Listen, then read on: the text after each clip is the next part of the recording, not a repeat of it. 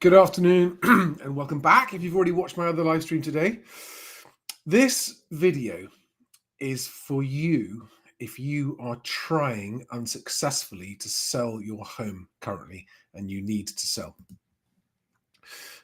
Just give me one moment while I make sure it's live on Instagram. There we go. Right.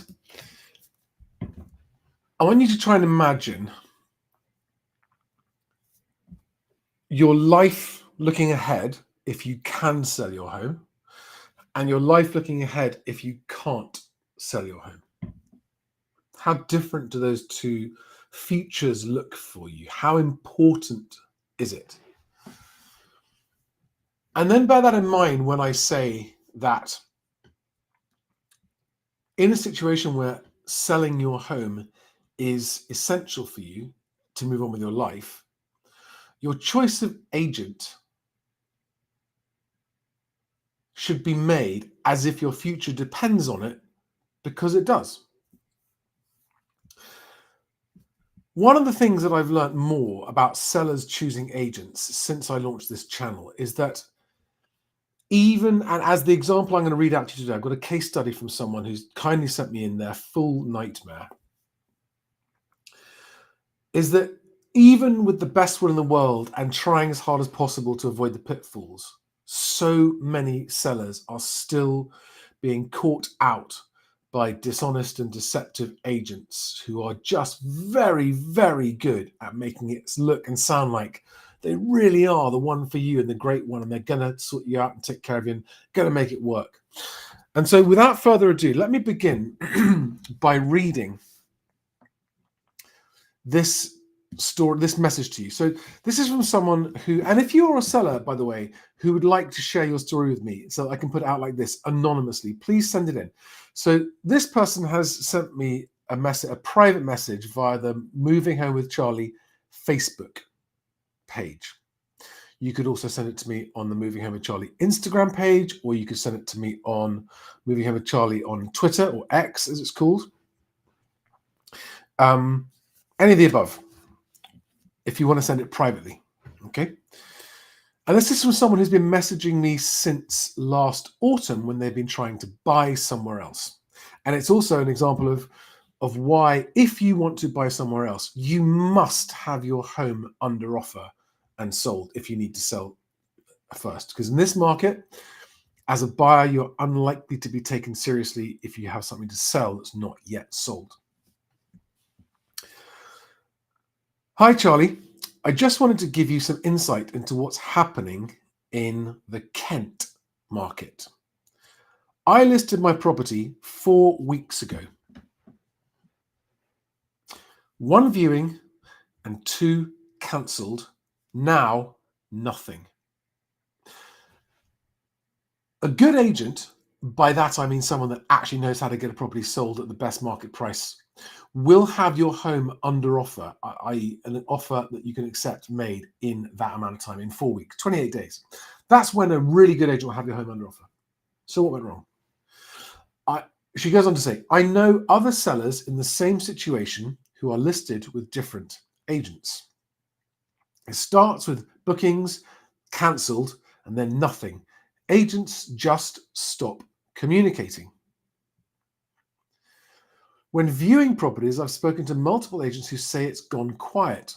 Minimal bookings, lots of cancelled viewings and valuations, open houses that no one attends. This stretches right the way across Kent. My area is heavily promoted as the best place to live in Kent. It had a peak time of relocators from London and other areas, and I am one of these.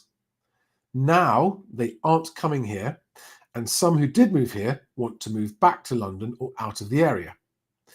This has resulted in a return to a local buyer market with much smaller salaries and budgets, and now a stalled market. It's very interesting that so-called regeneration areas are hyped up so much, but these areas do come with a warning on how developed they actually become, e.g., empty shops, etc., return on investment for property, and the scenario of becoming stuck. There are high-end seafront new builds, heavily promoted in the media. However, they've been unsold for 4 years. It would be interesting to see if others have moved to so-called regeneration areas that have stalled. I replied and said, thanks for this story. I need to do a video for sellers soon. I'd like to use this example anonymously. Can you tell me how you chose your agent and what you think of them? To which she replied, hi, Charlie. Yes, that's perfectly okay. Happy to support. I chose the agent after researching the amount sold in my area, then 1 mile radius and the development I live on. I surveyed residents on the district's resident Facebook page and asked people I know who've sold. I then interviewed the agent with 2 other people more experienced than myself in selling. The approach the agent uses we liked, along with it being a family business, and they are known as top sellers and aggressive sellers, which I wanted. Also, the agent assigned to the property is not paid unless they sell the property, and if they don't get viewings within a specific time frame, then the property is given to another agent within the same company. At the start, I thought they were motivated, customer friendly, and made weekly contact. Now I don't hear from them. I have no idea on responses to marketing. I don't have a copy of the contract despite asking, and I've requested a review at week 6. Not heard anything from them. So now I have 2 thoughts. The manager overpromised, and maybe my property is another window filler. I'll have to wait out a 14-week agreement, which I don't have sight of after signing it on an online portal where it disappeared.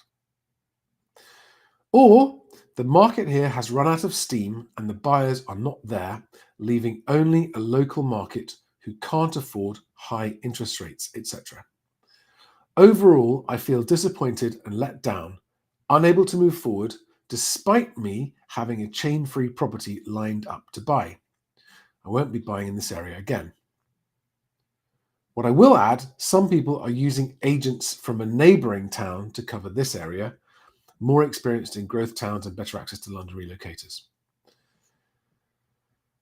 And she says, anything else, please ask. So I asked one question, did you agree to the 14-week sole agency contract happily, or was that negotiated down? Were you comfortable with it? She replied, no, I didn't try to negotiate, as here in Kent, agents just won't do that. I want to come back to that in a second, so I don't agree. It's always 14 weeks. Also, the due diligence I had done indicated that they would deliver in a shorter time frame.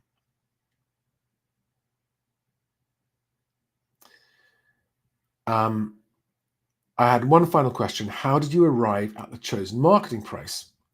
Did you follow the agent's advice or do your own research? If so, where?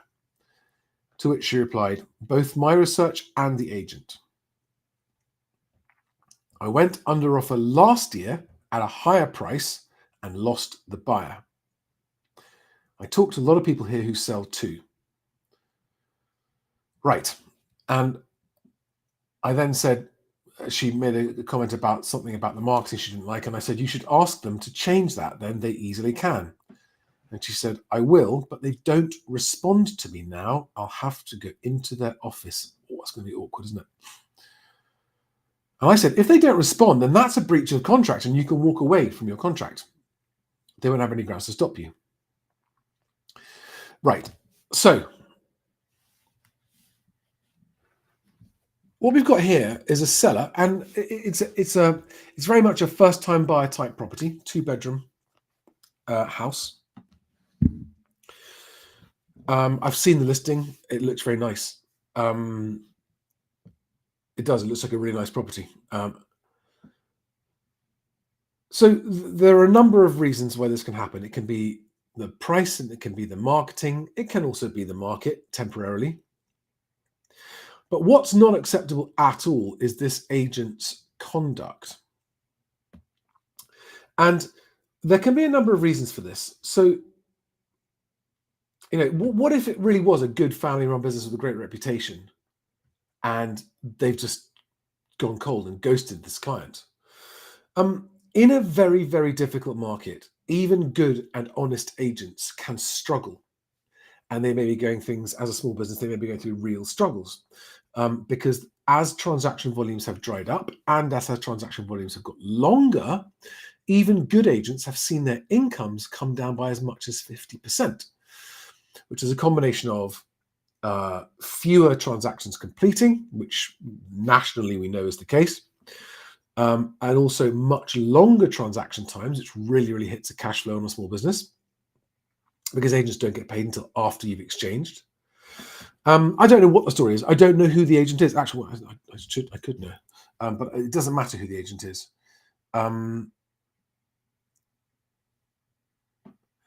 But how can you avoid this situation? So, first and foremost, the number one point, which, and I think she's watching this live, so you know who I'm talking to. You mentioned that all agents do 14 weeks and it's not up for discussion. That is a mistaken assumption. Now, it might be the case. I accept that it's the case that all the agents you spoke to said, we all do 14 weeks. Now, if that's true, that smells very fishy to me. That smells of agents colluding, which is like price fixing, and it's completely illegal. Completely illegal.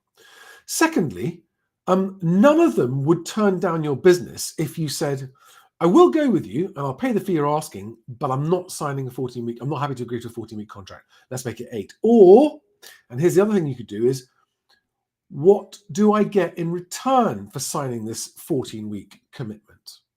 What minimum number of viewings can I expect? So, number one, golden rule, first and foremost, when you're choosing an agent and you think you found one you like, is do not sign a long sole agency contract. Now, this person says that they had no choice. I respectfully disagree.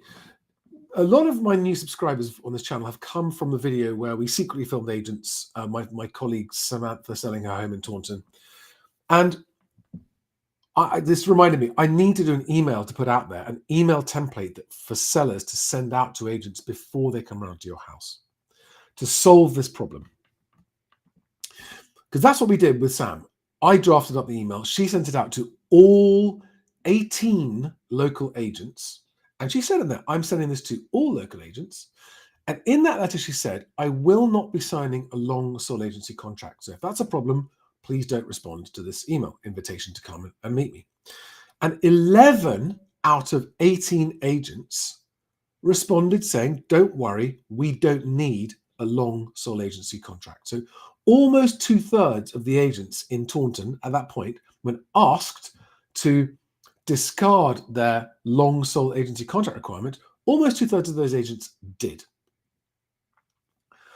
Secondly, any agent that asks for a long contract period, it's a sign of weakness. Either that, or it's a sign that they think you are asking way too much for the property and they've got no chance of selling it without a long time to talk you down. There are those scenarios, and I do understand why that happens. But generally, for realistic sellers, it's a sign of weakness, because if they're asking for 14 weeks in this case, my question would be, is that how long you're worried it's going to take you to get an offer? Because that's too long, right? You want your property under offer in 4 weeks. I mean, 8 tops. So if you find an agent you like and they're asking you to sign a long sole agency contract, number one, to me, that's a red flag. Like, no, I don't want to sign a contract. I'm happy to commit to you. We're in this together, because if you don't sell, I don't get my house sold and you don't get your fee. I don't want to be stuck with you if you're a bad agent. So if the agent says, look, we have no choice, we will not take your business without a contract, then what you can say is, okay, what comfort do I get in return that I'm not going to be held sitting here in this scenario where I've been on for a month and had 1 viewing and now you're not returning my calls? Ask them what you want in return for a contract. If you think that signing a contract is unavoidable, say, okay, I want to know that I'm going to get at least 1 or 2 viewings a week. And if I don't get that, I'm automatically out. The contract is void, or something like that, because no agent can reasonably say, we're going to keep you in contract even if you've had no viewings in a month. Have the conversation with them before you sign up with them or join them. And just say, look, neither of us want the scenario. You don't want to be stuck with a client that's unhappy sitting on your shelf and you can't sell. And I don't want to be stuck with an agent who can't sell my house. How do we avoid that problem? Because the contract is a nightmare. And I mean, I know very good agents who are saying that long sole agency contracts should be banned. Most first-time sellers don't even know that they exist and don't even know it's a thing. But if you are, like this person, stuck after 4 weeks in a 14-week contract, there's 10 more weeks sitting on the market with an agent that won't return your calls. I mean, honestly, that no judge is going to rule in favor of an agent that doesn't return your calls as a client and has done no viewings. They're just going to say, no, that's fine. They didn't meet the basic requirements of their contracts. The basic requirements, they just weren't met. But if you're unhappy, whatever you've signed, you should ring up the agents and say to them, look, I'm no longer happy. Can I move, please? Can you release me for the contract? If you've chosen an agent well, they will go, you know what? That's not unreasonable. We have let you down. And it might be the case that actually the agent genuinely didn't expect this to happen. And they'll just say, look, fair enough. We've let you down. There are no viewings. Yes, of course, we're happy to let you walk out of the contract and go somewhere else. They might say, could you give us 2 weeks? We're going to give it an extra. Can we drop the price? Can you give us 2 weeks? They might ask for one more chance. It's up to you if you want to say yes or no. But if they say, oh, I'm really sorry, it's head office policy, you just say, I don't care. You have the power to release me. Your branch manager has the power. And if they don't, the area manager has the power. Could you please ask the person who has the power to authorize this to authorize me being released from this contract? Or could you explain to me why you think it's okay to keep me in a contract when you're getting me no viewings? Just don't ever be fobbed off with, oh, it's company policy. I don't care. I'm a customer.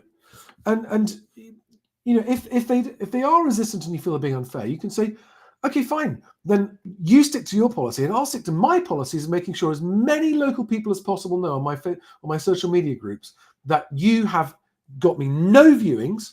You've signed me into a contract that you won't release me from, even though you're not selling my house, and you won't let me go from it, even though you can't sell my house. Because I'm within my rights to do that. You're within your rights to keep me in the contract. I'm within my rights to make sure everyone knows that that's what you do, that you promised you'd sell it for me and you haven't. And at that point, I promise you're absolutely entitled to do that. Okay?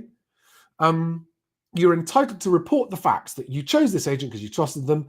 They've let you down. They haven't got you enough viewings. They haven't got you in the offers. They haven't sold the property, and they're refusing to release you from the contract. Those are all statements of fact. You can make that public knowledge, and there's nothing they can do about it.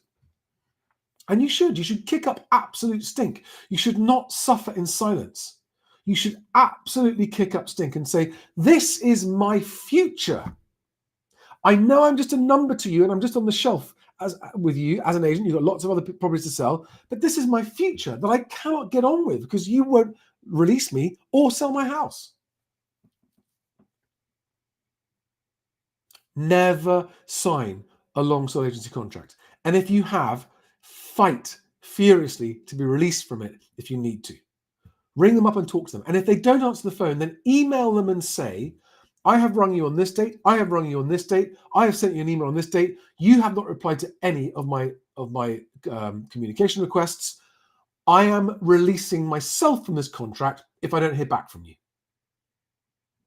If you don't hear back from them, you can say within 48 hours or something reasonable like that. Because if you show a judge, if they try and take you to court when you sell with another agent later because they want their fee, and you show a judge that email saying, look at the email I sent them, the judge is going to laugh them out of court. And they won't take it sounds like it's intimidating. It isn't. It won't even get to court when you the way that the process works. This is why it's important to know how it works. The court won't even allow them a court date unless they think they have a case. And when they file a case against you because they want to come after you for the money, you can just respond with a copy of that email going, no, I dispute this claim.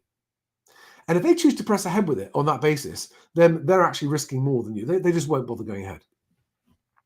But of course, they're all corporate bullies, and they rely on the fact you don't know any of this stuff.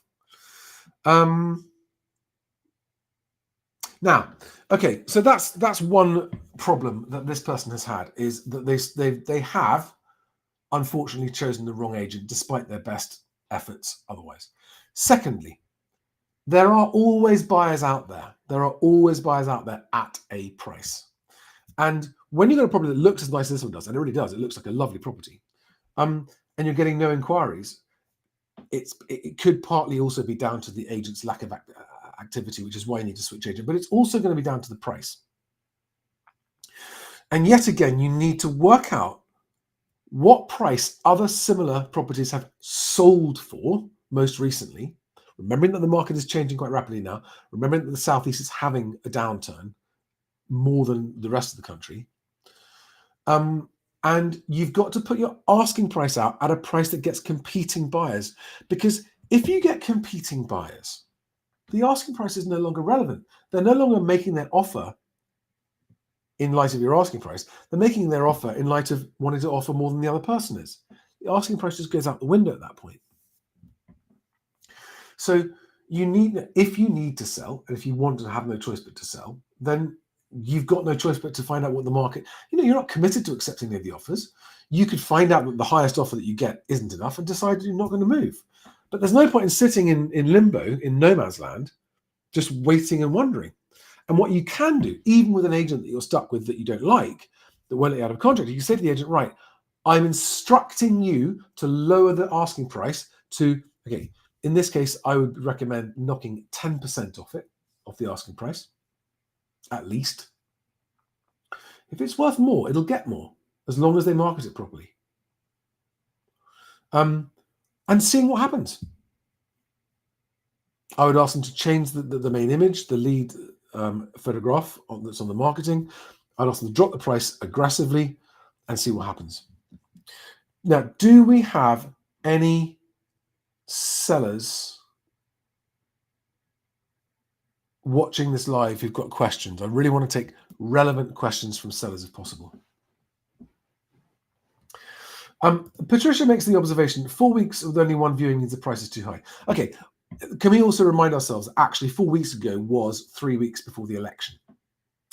And elections do kill markets, okay? So it is worth taking note of that fact, right? It was unfortunate timing to go onto the market. And it might be the fact that, again, now that the election's out of the way, now that the football's out of the way, now that the tennis is out of the way, maybe there's a better opportunity now coming to the summer if people start to come back to the market. At the moment, what I'm hearing from agents is, it's only Monday after the football, but it's still very, very quiet out there. I was with agents last week, and they were saying they thought that once the election was out of the way, the phones would start ringing again. They didn't. And I think, generally speaking, with exceptions, it's going to be a quiet market until the autumn. There's lots of people waiting for, maybe they'll lower the rate in August or not. Maybe they will. I don't know. But anyway, there we go.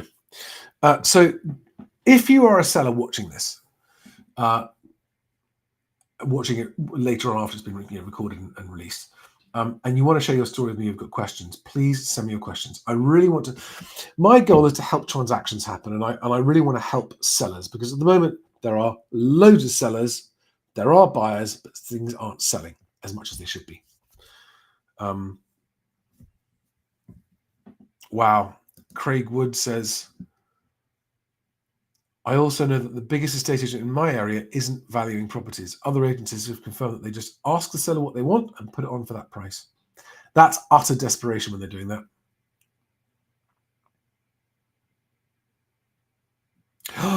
Wow. Craig goes on to say, Charlie, I had 2 viewings as a buyer booked in for this week. Both cancelled today as, get this, they both are staying put, i.e. not selling, because with their new rates, they can't afford the property they were going to move to. Wow. Okay, guys, I hope that's helpful. Now, I want to come back to what you should be doing as a seller, and this applies whether you are about to put your house on the market or you're already with the the market with another agent that's not selling. And actually, I meant to ask this question, just in case she's watching live. I will ask this question quickly now and see what the answer is. Did you choose your conveyancer first? Do you have one? If you're there and you're watching, please answer that, because I'd love to know. I'll keep that open in case you reply. In a difficult market for selling properties, you've got several things that you can do that improve the chances of you selling, not including the price, right? So whatever the price you come to is the price you come to. There are other things that you can do. Oh, great, you did. Okay, well done. Number one, choose your conveyancer first and get contract ready. By doing that, you make your property more appealing to buyers than other properties that aren't contract ready, because the transaction will go through faster. And for buyers as much as sellers, they don't want to waste time on a long transaction that has a risk of falling through and they've wasted their time and their money and they're back to square one. So your property is more attractive if your agent can market it as this property is exchange ready. Okay? And if you're not prepared to lay out the money for a conveyancer up front, it means you're not really that serious about selling, right? If selling is an absolute requirement, do that. You'll improve your chances. That's number one. The other thing it does, it also makes it a better, negotiation with the agent when you're coming to the fee. An agent will be keener to take your property on. One more question for you, because you just replied, so I know you're watching live.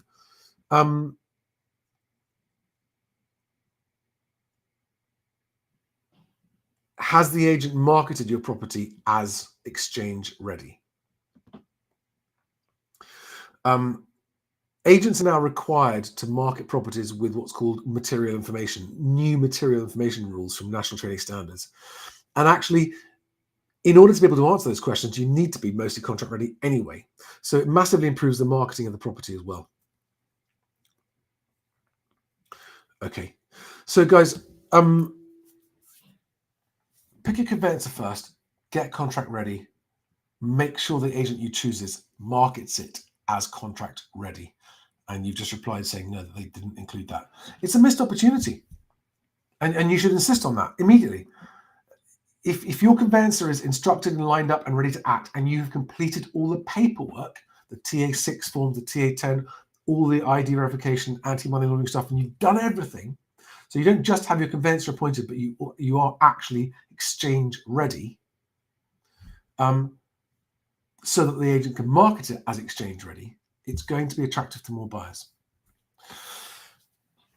So yes, to all sellers, do this before choosing an agent. And to you, the person who sent me in this story, I would start talking to other agents.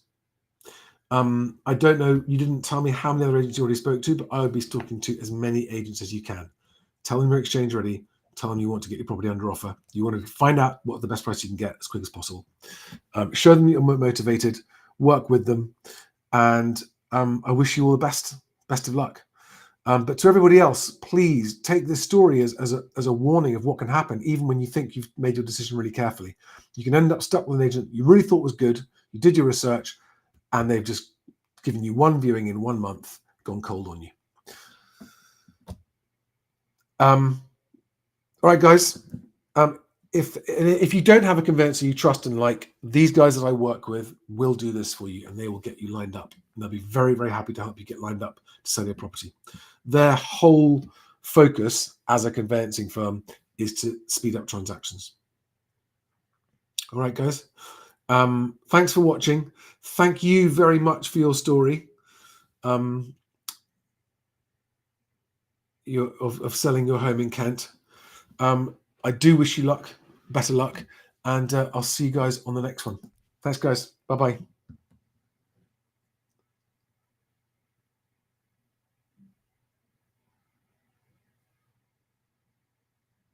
Oh, I've got a seller question I'm going to answer here before you go. Ben Childs on YouTube says, "Hi Charlie, the estate agent recently told me my house would be worth around £10,000 more than the same property across the road because I have a really nice view of rolling fields. Any thoughts?" I can't comment exactly on that, but generally speaking, a house with a nice view is more desirable than a similar house without one. But if you're on the other side of the street, you're also going to have the sun aspect is going to be different. Where the sun sets, right? Your view, north or south, will be different. And so, yes, a view is more appealing and more attractive than a property that doesn't have a view. But remember that agents will say everything they can to convince you that they're the one to sell your house.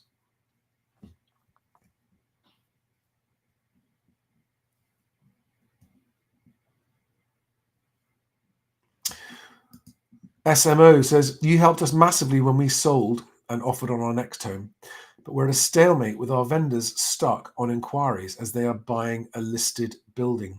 Does it take longer or are they stalling?" Great question. That's a question for you to ask your conveyancer. It might just be that your vendor's conveyancer of the house you're buying aren't very good. It might be that they're just overworked and responding slowly. It might be that there are legitimate complications. Your conveyancer will be the best person to ask that question of them. Ask your conveyancer, are they just being slow and flaky? Are they actually incompetent? Or is it bona fide legit what they're saying? That's the person to ask. Look Up to Wake Up says, "We are still in the Mexican standoff period, sellers v buyers. When will this period come to an end? Who knows?" Yep, I agree with you.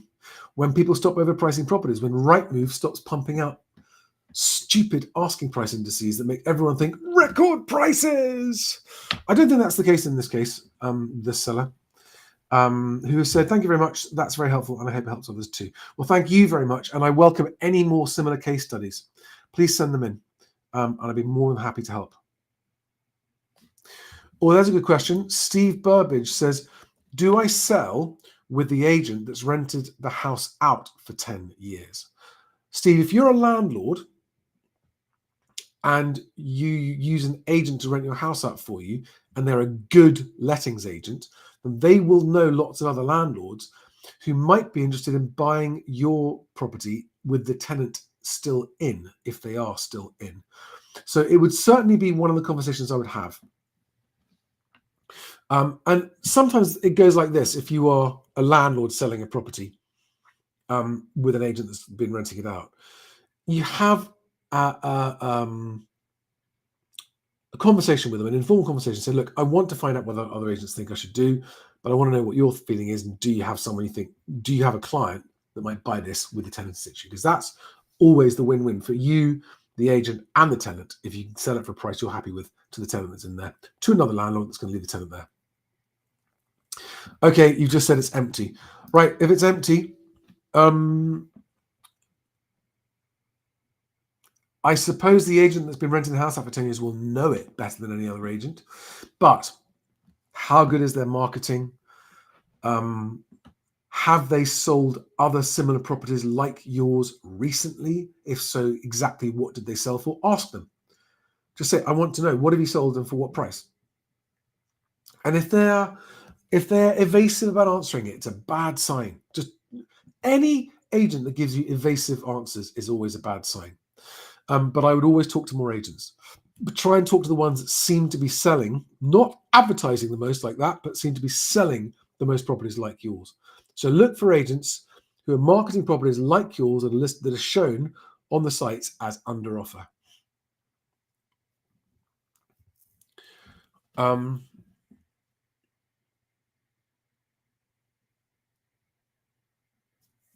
Oh, okay. Yeah, other questions coming through. But I've got to call it there, guys. I'm afraid I've got to move on. Thanks very much for watching. I hope that was helpful. Please share this with people that you know are selling their home if you think it'll help them. And in the meantime, wish you all the best. See you on the next one. Bye-bye, guys.